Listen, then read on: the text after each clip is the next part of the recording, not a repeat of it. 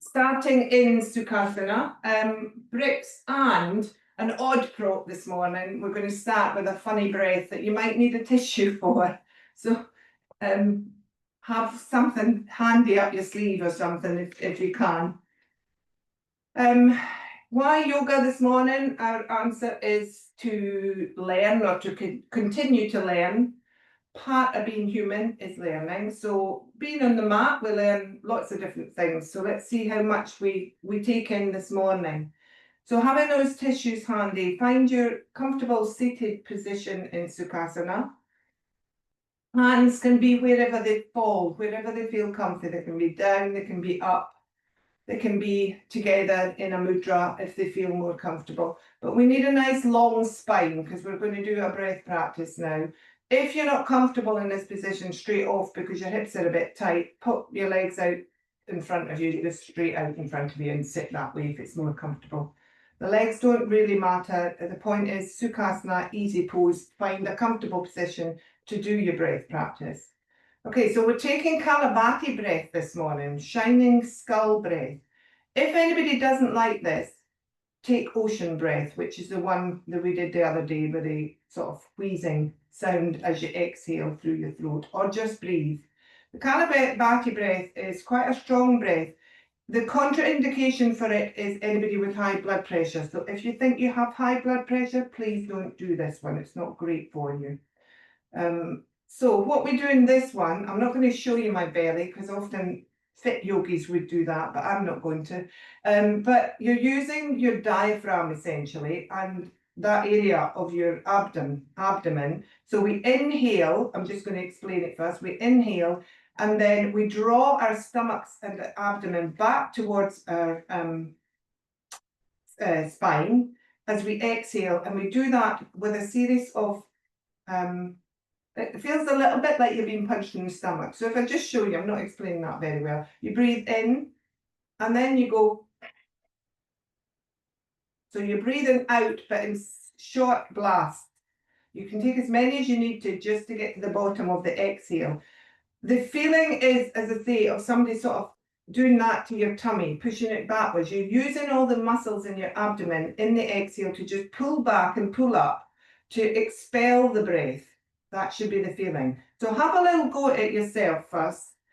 And I'll just continue to explain a bit about it while you're trying that. So you're breathing in a normal long breath, and then you're doing a series of little blasts as you exhale by using that area of your abdomen. It might throw stuff out the exhaust of your nose when you're doing it, because what you're doing is pushing energy up and you're expelling stuff up the way. It's using your diaphragm. That's what you're using as you expel, as you exhale. You're using your diaphragm to do those short bursts. If you feel a little bit lightheaded or anything, please stop and just have a breather. Try it again. It's one to practice this one. It's not always the easiest breath to get a hold of, but it's really good for toning abs, cleaning your lungs out. It tones the digestive system. You're using a lot of the digestive system in the exhale there as well, and it invigorates the mind. It's an energetic breath, so it's a switching on breath rather than switching off. So once you've had a few goes at it and you feel you've done enough, take a tissue, blow your nose if you need to, and then just rest and breathe in Samavriti. If you want to have another few goes at it, please do. You can stop and start this breath. You don't need to keep just doing it one breath after the other. Could have 2 or 3 goes, then stop and try it again. It's quite hard to explain online, but if I just do it one more time for you, and you can try this on your own if you haven't quite got it. Breathe in and then out. Sounds a little bit like a train starting, pulling off the old steam trains. So it's an energetic breath. It's working with the belly. It's working with the fire in your belly. So it's firing up that energy. It's working with the Manipura chakra area, your solar plexus. And it's called the Uddiyana Bandha is that area. It's a lock. So when you exhale and you draw everything in to expel, you're drawing in what's called an Uddiyana Bandha. It's a lock there that stops the energy going downwards and forces it upwards. So that's the theory of that one. It may not have come to you quite so readily, and it may be when you've got to practice, but it was just, we have done it before, but not very often. As I say online, it's a little bit hard to explain it, but it does enliven you hopefully afterwards. So just breathing now for a second and coming back to restful Samavriti breath, breathing in for 4 and out for 4. Closing your eyes if you hadn't already closed them. So going back to the premise of coming to learn, we come here for stimulation, for interest. If it was very boring and very much the same, then it wouldn't work for us. Some people like regular yoga classes. That I've been to some where they do the same thing over and over and over again, and it's not necessarily a practice they're following. It's just that's the way they teach. Some people like that, but personally, I like to gain things when I'm doing something. So I like to learn, and hopefully you do. The brain is only 2% of the body's weight, but it's using 20% of your oxygen and glucose now as you are breathing. There's the first thing you've learned this morning if you didn't know.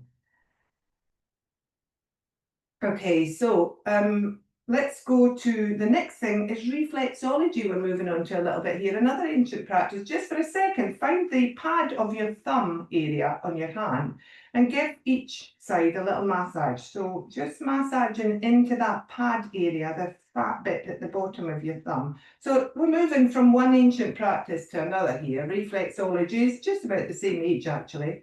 But this part of your thumb that we're massaging, it's kind of disputed in different theories of reflexology, but it's supposed to be to do with your hypothalamus. Your hypothalamus is what regulates the body's temperature, hunger, fatigue, metabolic processes. It's all in your brain, but the ancient practice links this part of your thumb to your brain or your big toe. So another little thing that you've learned this morning, and maybe you'll not be quite so hungry now, ready for your breakfast, who knows? So we're working with lots of things here. Just continue with a little massage for a minute. We're working with lots of things here. In yoga, we've worked with pranayama, our breath control a second ago. The Sanskrit for that means breath restraint, actually, breath control. It's the 4th limb of Patanjali's 8 limbs of yoga, which is very, very old, pre-Christ, pre-BC, or pre-AD. So we work with that. We also work with 6, probably at least, of the other limbs of yoga, and we speak about them, yamas, niyamas. You'll have heard these words. Asanas is the 3rd one. Our poses is the 3rd stage of getting towards that state of bliss at the end of at the top of the tree, if you want to look at it that way. Pratyahara, we turn inwards.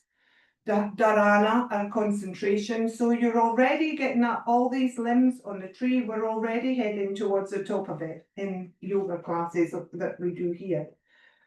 Okay, so a little bit of stuff you've learned there. I'm going to test you at the end of this class. Now bring your hands together in Anjali Mudra. Anjali Mudra, a mudra means a seal. It's another thing a bit like the lock that we did in our stomach. We're sealing in energy. Here we're unifying energy. We're unifying our right and left brain. So we're just going to breathe in and start to move by taking our hands up above our head. Just a little bit of a stretch out here. Before we start doing twists, we're thinking of the side bodies. So it's not really back bends we're looking for here. We're just breathing in, lifting up, taking the right and left side up and opening up from hip to shoulder. 2 or 3 moves with your Anjali Mudra. Hands. Gratitude seal as well, this is known as. It's obviously used in prayer, this hand mudra. And it means unity, and yoga means union. So very linked to that idea of connection through yoga. Okay, hands to heart center, breathe in just gently. We're taking a little bit of a twist towards your right. And then breathing as you exhale, coming back to the front. Inhaling, think of that length from armpit to hip as you then rotate to your left. Back to the front. You may feel your abs have switched on. Take 2 more. Inhaling, finding the length first in the little twist. You might find your abdominal muscles have switched on a bit more if you caught that breath correctly. There's no right and wrong, but if you switched your abs on by doing that breath, you might find you can feel them switched on a little bit more in that twist. Uncross, recross legs. And now we're going to take the Anjali Mudra and we're going to do the same thing, but see if it's changed your hips in this movement. Inhale tall. Go to the left maybe this time to start. Just notice if you can feel any difference in your hips as you move to the right. So self-study is obviously part of yoga, and the more we learn about ourselves, the more we maybe understand others as well. So again, part of human nature, if we just walk around in a bubble, we won't really know what's going on with other people. Okay, once you've taken your second one to the right there, take the hands down, pop your legs in front of you. We're going to take frog's legs now. So we're going to take our feet out in front of us, feet together, slowly move them forward, opening up the back of the legs, opening up and stretching through the sole of the feet, and then taking the heels out and making a circle and drawing the back in towards your chest. Okay, so it's a big circle with both feet you're really making here. So again, switch that tummy on. You have engaged your muscles there, you've worked with them, so switch it on as you do this. And then go in the other direction. Use your breath to slow you down. Try and use a long, slow breath. Maybe close your eyes if you can and you're comfortable, just to see what you're feeling in your body as you do this. And then sit up into Dandasana. Bring your feet towards you, so switch on the back of your legs a little bit more. Lengthen through your spine. Lift up out of your pelvis. And then draw in your right foot and come into seated half Apanasana. We use Apanasana, that word a lot. So you're holding on to your right leg here and you're drawing it in towards your chest. So we want to still feel that length through to the crown from the sit bones. Draw the thigh to you rather than rolling forward to the thigh. And take 2 or 3 breaths here. So going back to Apanasana. So we call that wind pose, don't we, when we translate it? And then take that leg away from you, take it to the other side. Wind pose, which it's because it works with the lower half of our body, really. Apana is the downward energy. So prana in pranayama is the upward energy. So prana means anything going up, and apana is anything going down. So apana, come back, both legs out, and then take your feet in and do a little windscreen wiper there in between, just to counterpose that.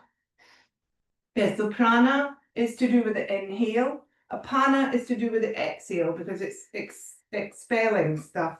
Prana is the vital energy that we have. Apana is a grounding energy. It's what brings us back down. And prana is the intake, so anything to do with taking in food, for instance, and oxygen, etc.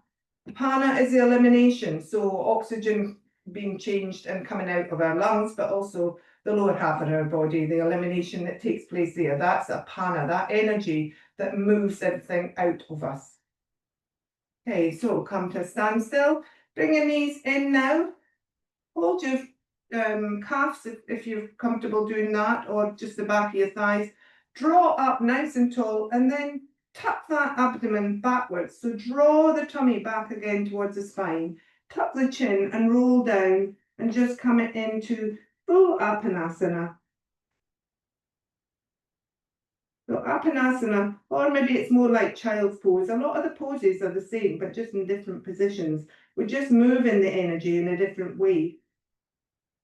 Take a few breaths here, just opening up the back of your body. If we're going into twists, we want to have a nice open feeling through our back and through the muscles in our core, so that we can move a bit easier into twists.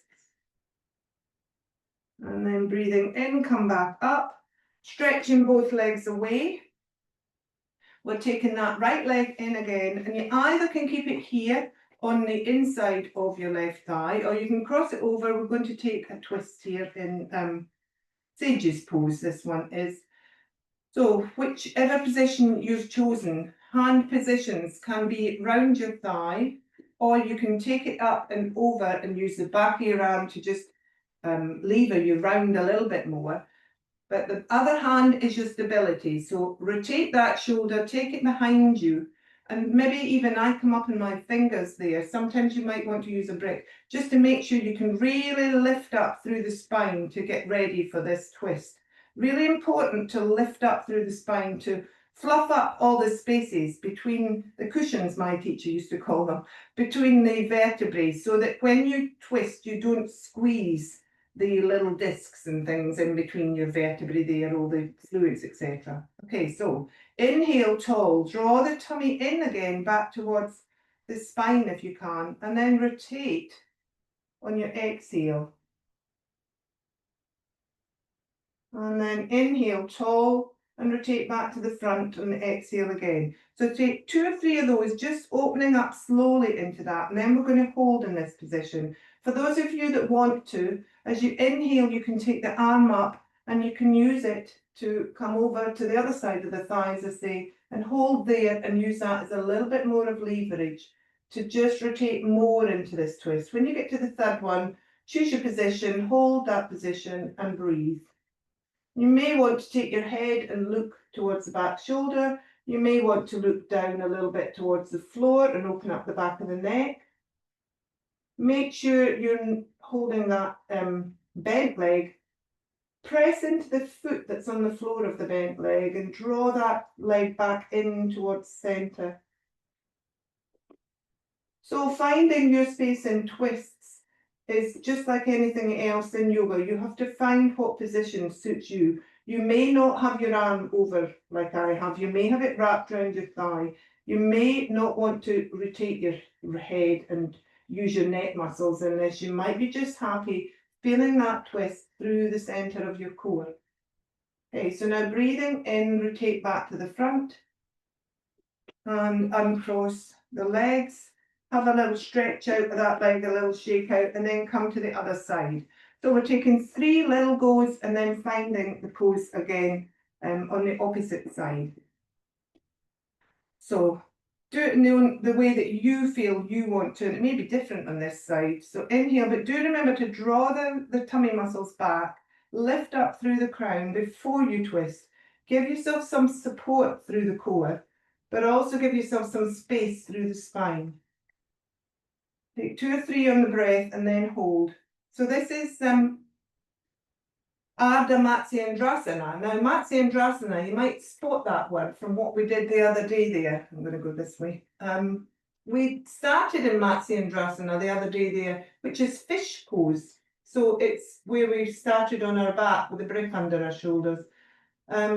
This is half this fish pose, which doesn't seem like it's anything like the other pose that we were doing, but half Lord of the Fishes. I haven't quite looked up what the connection was and why we've gone from seated to lying down in the full pose. There we go, I'm sure somebody will tell me. And then bring yourself up and bring yourself back round and come back to centre. The body will always bring you back to centre. You may feel when you're in any of these twists that your body's wanting to go back to centre. That's where it finds comfort. It wants to rebalance. It's homeostasis. It's the body finding its own balance. So don't worry about that one. Obviously, don't push yourself and don't fight the twist. Come over now into tabletop and let's take a couple of cat-cows just to open up that spine again before we go into a further couple of twists. So finding your neutral spine, finding that long spine, and then breathing in, and as you exhale, tail goes down, and we pull the heart back up through the back of the spine, as we did the other day there, let the head go down, come into cat. Inhaling back into cow, so we go straight through the movement, through the spine, roll through into cow.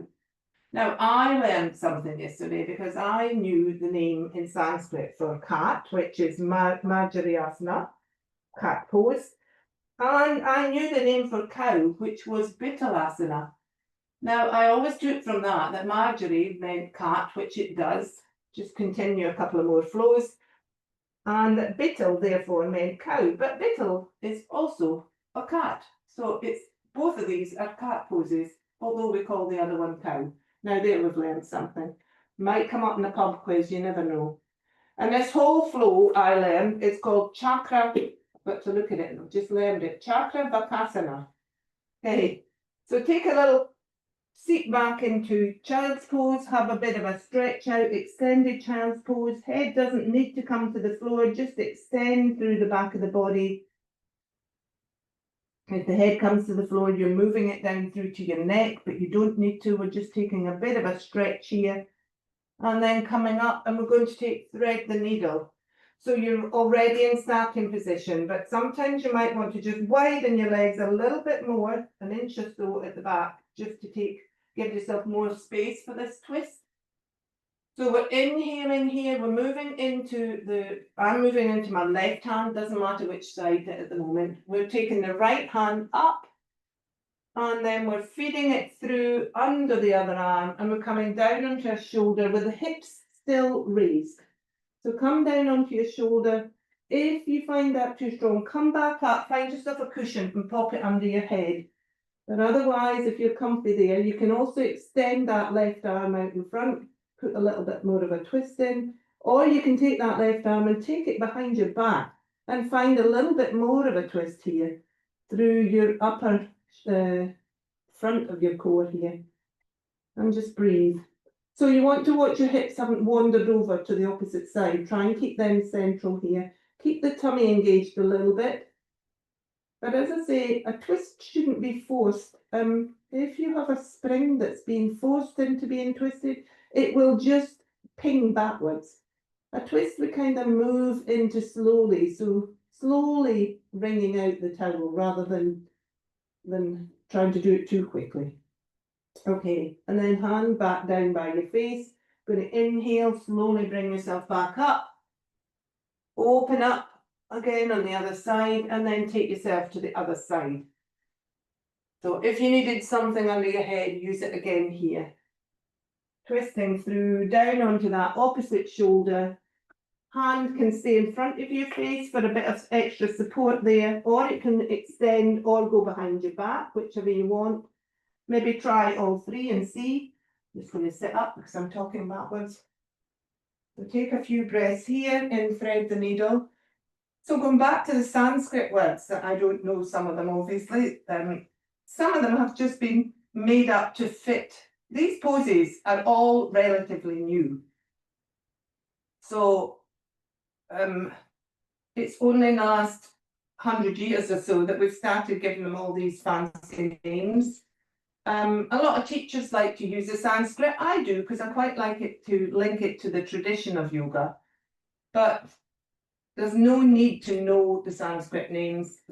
It's just as good to know the English names. But it's quite interesting to find a little bit out about why they're called what they are. Okay, so coming back out of that gently, pushing yourself up, opening up the left arm up into the counter pose, and then coming down onto your back.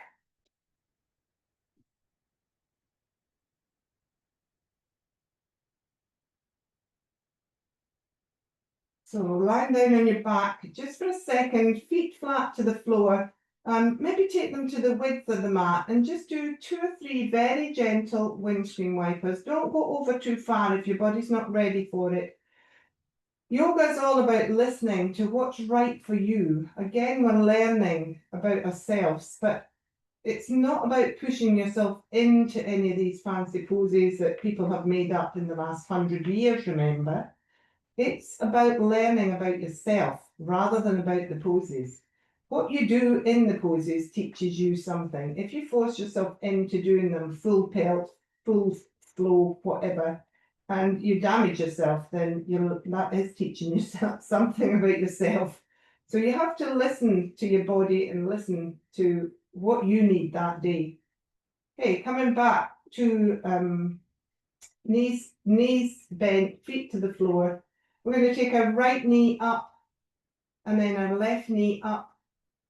And then we're going to go over into a twist here. Now, before you do, if you think you're going to want a brick or a cushion or something to rest your thighs on, then grab it now before, if it's handy, you can reach it, and pop it to your right side. So hands can be facing down on the floor first. If you've got really strong abs and you want to test them, you can turn your palms up the way.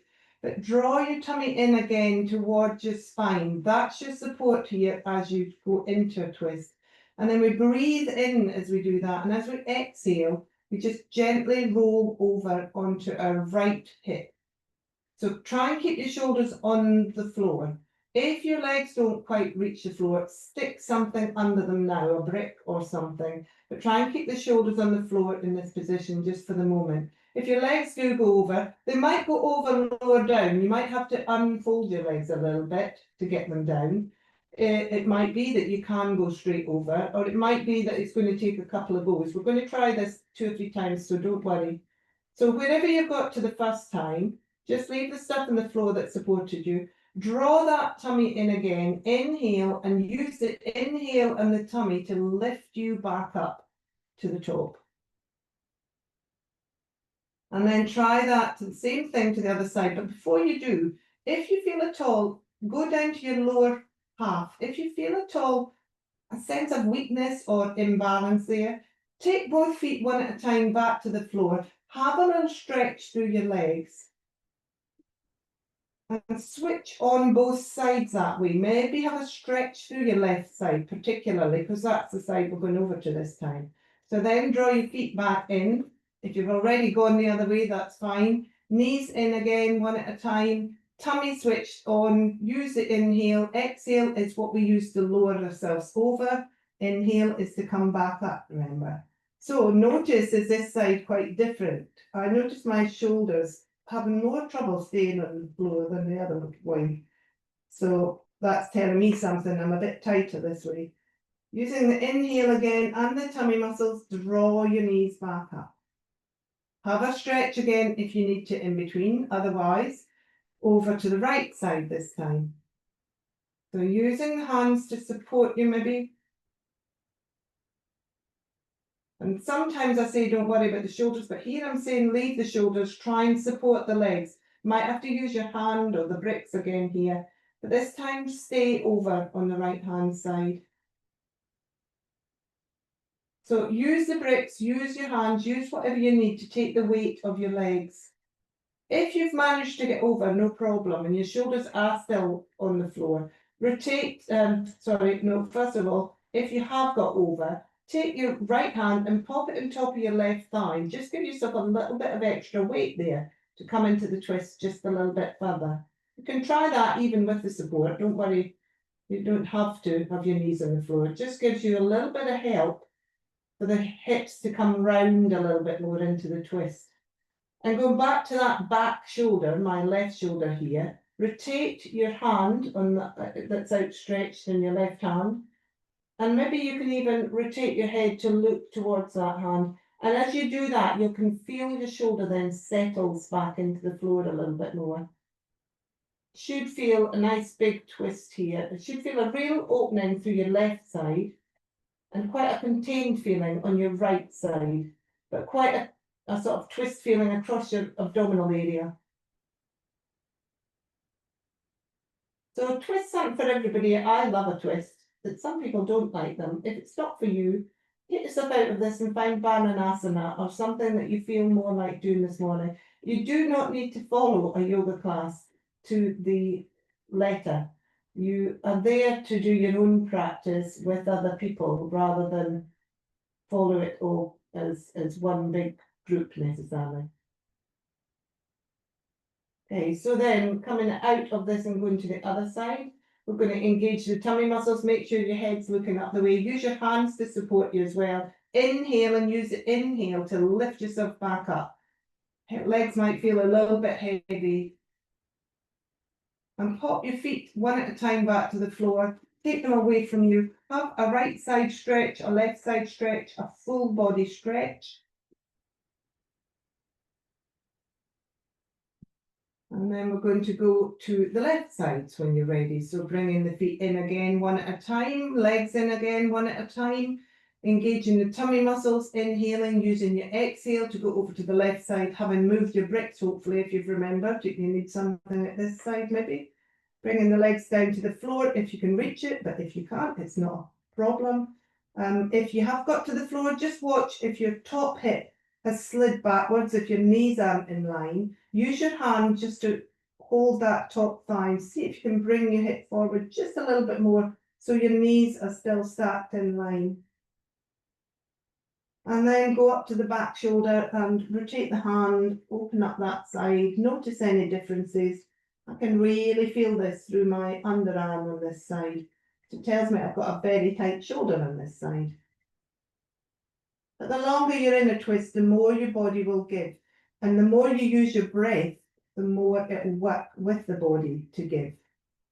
So we're not spending a lot of time in our twist this morning because obviously we're in a bit of a shortened class here, but the longer you spend in them, the more your body will go into the pose. But then you have to be very careful coming out of it if you're in the pose for any length of time. Okay, so inhaling, take the tummy and the inhale and use them to lift you back up. Going to try one more time over to the right side. So if you want a stretch in between, please take it. And then we're going over to the right side and we're going to try one extra thing here. So this is Jatari Pavriti that we're in now. But we're going to change it into another pose if you want to give it a try, by taking the top leg and extending it and grabbing that big toe if you can.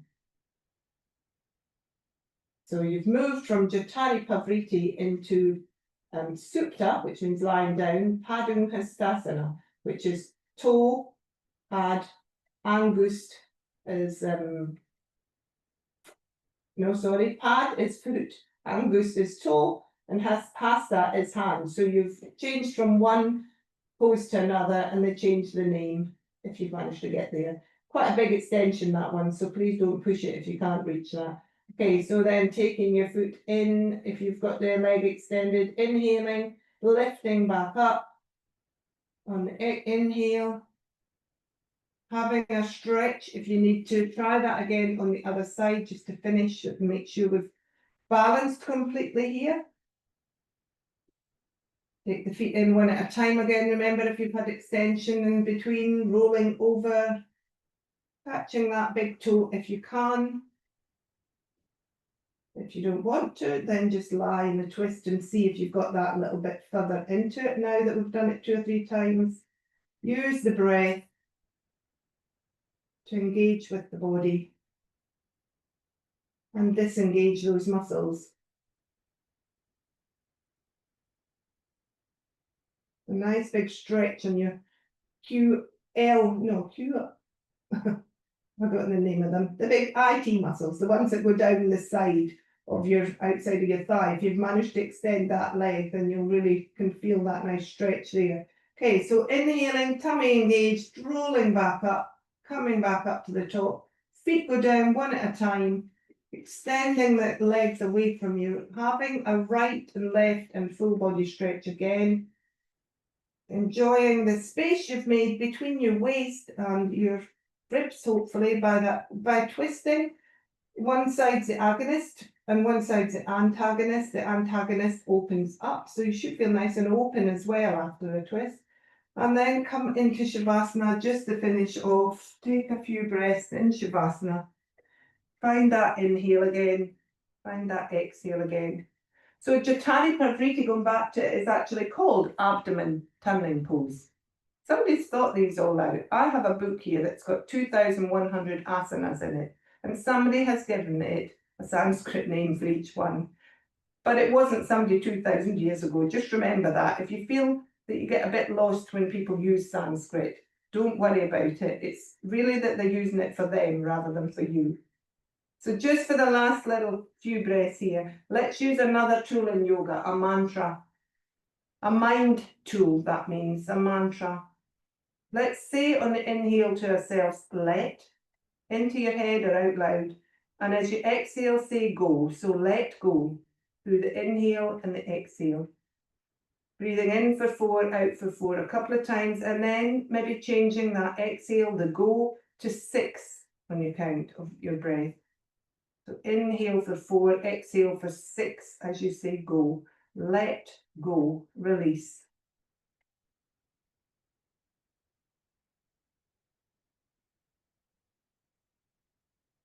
And you can either stay here and contemplate what you've learned this morning. So I'm going to say a few words that might bring them back to you. Prana, apana, Uddiyana bandha, hippocampus, or hypothalamus, I think we spoke of. Pranayama, asana. What else did we discuss? We discussed the 8 limbs of yoga. We discussed homeostasis. We discussed the fact that the brain used 20% of our oxygen. So quite a lot we've packed into half an hour there. And hopefully some of it you might retain and remember the next time we speak about it in yoga, and we've all learned. So when you're ready, if you're ready, come back up to seated slowly. Take your time, come up to finish. If you want to stay in Shavasana, please obviously do. If you've got that joy of having the time to do that, then please do. And the next time you see a cat, here's one to help you remember. Call her Marjorie. Whenever you see a cat, her name must be Marjorie, because in yoga, Marjorie asana is your cat pose. So every cat must be called Marjorie, really. So that's the one to try and remember. Okay, thank you everybody for your practice this week, this morning. No classes next week, remember, because I'm taking a week off, but I'll be back the following Tuesday. So have a lovely week next week. Have a lovely weekend. Hope that wind blows through nice and gently that's coming our way. And stay safe. Namaste.